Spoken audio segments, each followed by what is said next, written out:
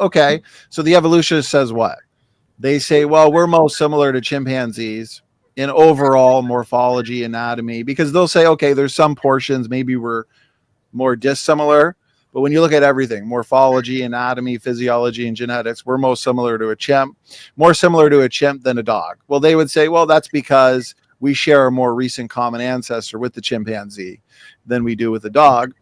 But we as creationists, we'd say, well, is it really a big surprise, Don, that we share more with, let's say, a chimpanzee than we do with a dog or a fish? If you just stand back, we do look a lot more similar to a chimp than we do to a dog or a fish. I mean, if I were to take my kids to the zoo and tell them to run around and point out what we look most similar to, are they going to pick a fish?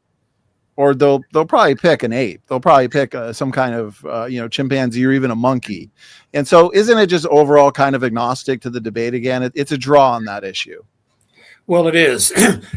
You remind me, Donnie, of something that happened in a zoo. This is the London Zoo a few years ago, when they put some people in a cage, just to kind of show that we are just animals. Right. And I thought the best response I heard, this little girl went to the zoo and she was walking through, and she came to that enclosure and said, "What are people doing in there?"